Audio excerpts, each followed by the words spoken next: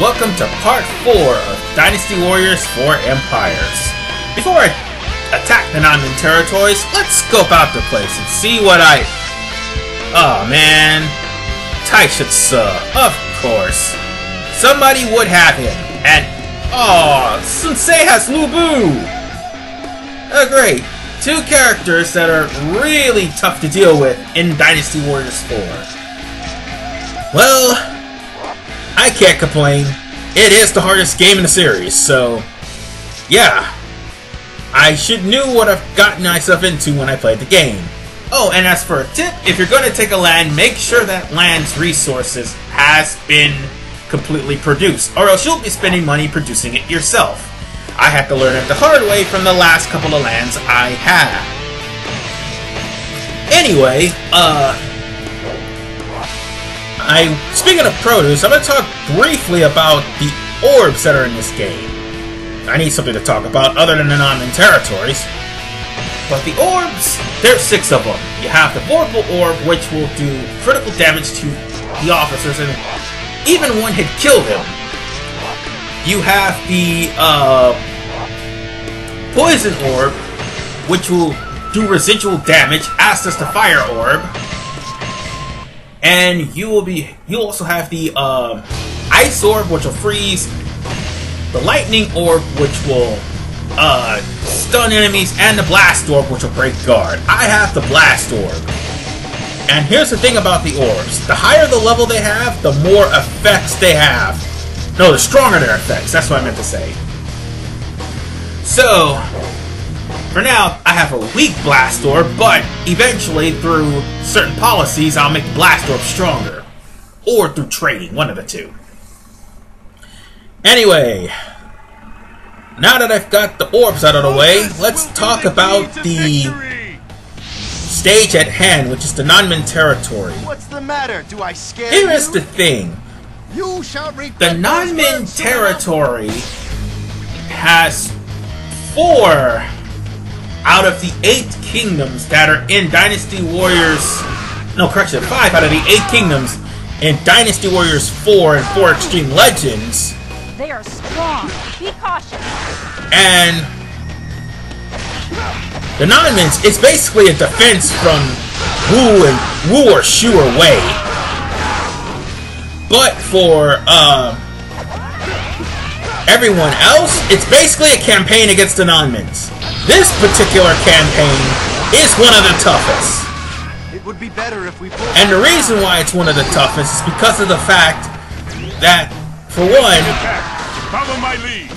You have to have eyes on the back of your head.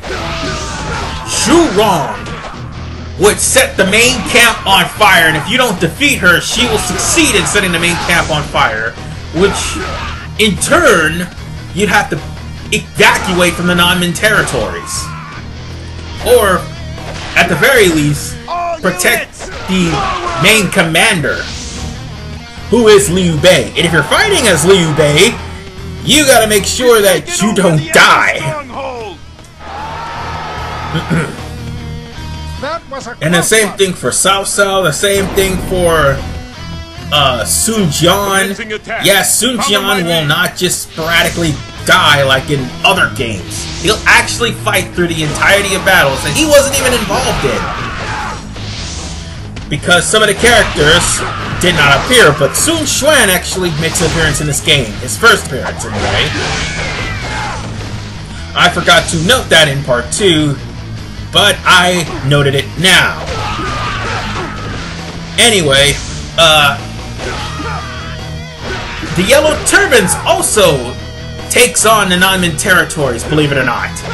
In Extreme Legends, if you complete it like every other Musou campaign, except for the Nanmans, the Yellow Turbans will appear. And their first campaign is literally the Nanman territory. It's one of the hardest campaigns in the game because of the fact that Zhang Jiao is not really as strong as he was in Dynasty Warriors 5, 6, and especially 8. But the one thing that makes this land even more treacherous aside from the ambushes from Zhurong and the elephant troops that ambushes, well, not just ambush, but try to run over your troops. The one thing that truly makes this a very treacherous place is the poison lakes. Or if you took a different side, you end up running into poison gas. And that right there can be a very annoying thing. Even great weapons I'm sorry. useless when in the hands of a coward. The poison gas can be a pain in the ass on many different levels. But as much as everybody said that 3 was one of the hardest games in the series, Nanman territories in 4 pretty much will have you to tear your hair out. Because throughout until you defeat the officer that's causing the poison fog on one side, your health is going to be dropping. And you have to follow a certain path without falling off to keep from losing health in the poison lakes. Here in this game, sometimes the basis is located in, guess where? The poison lakes. And look, there's an elephant troop. Something I've been fearing that would happen. And look how much damage that thing did to me. It took like a quarter of my health. Now folks, I'm not whining or anything. I'm just letting you know the obvious. It can be really tedious.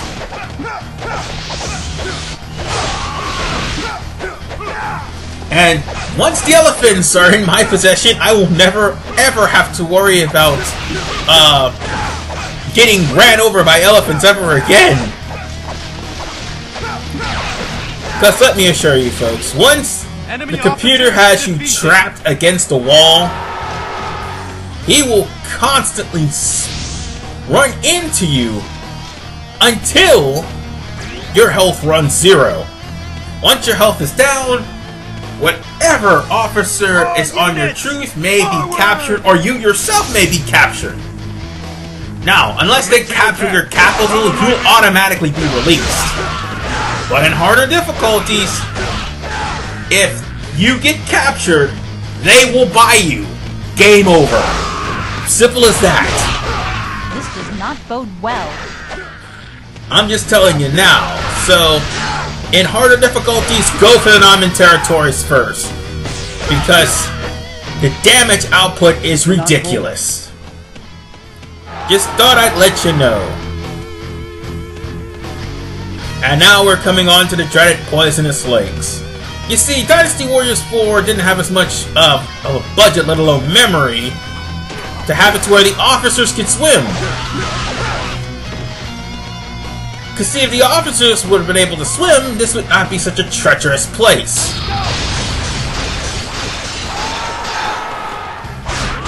Hey look! Calbana lilies! Vaughn would definitely love those. I still have business to take care of here. Anyway, all jokes aside, Enemy officer defeated. it's best to try to capture the territories, well, the bases that are in the poisonous lakes, so you can actually get off of the lakes and come back into your base and get a healing item. I mean, the lakes will drain you down to 1.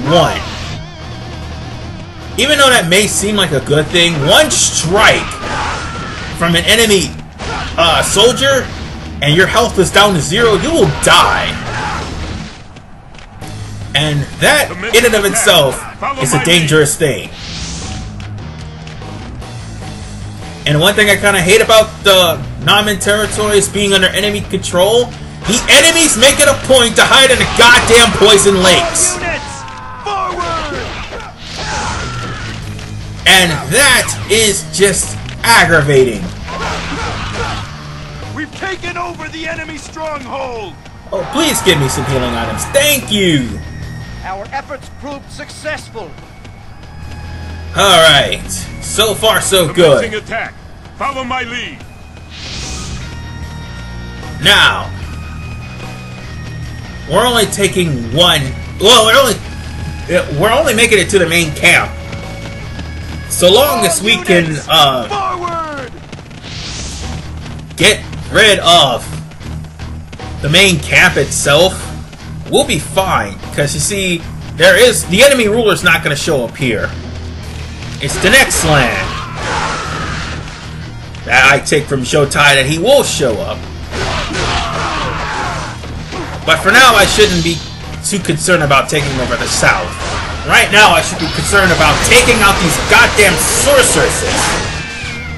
Because in this game, you thought they were a pain in 5? Oh no, this game, their magic actually hurt. And it's not just them, the Juggernauts hurt as well. As does the bandits.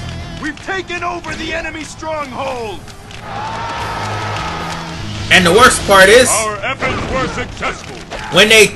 I will start the attack. And the worst part is, when you're going to the actual enemy base, Cover us as we commence the attack! they take out the damn walkway for you to walk across the poisonous lakes. So you have to traverse there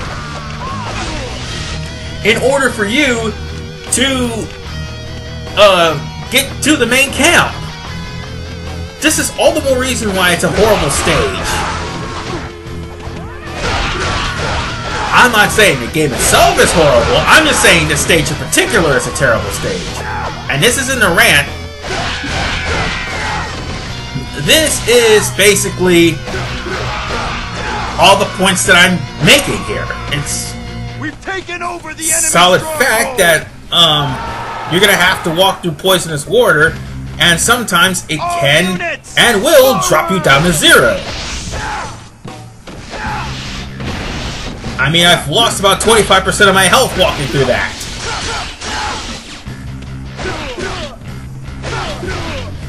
Let's see if I can get a health item. Commencing attack. Follow my lead. Oh, that's just arrows. Well, that did have a health item. I'm gonna go get it. I mean, there's no enemy officer. I'm just going for the main camp. But once you cross the river, you're in the clear until the enemy takes one of your adjacent bases. Then you'll have to go back to the poison swarm again. Thankfully, this stage does not have the poisonous fog like it did in its spin-off game, well, the game that it's been off of 4. So,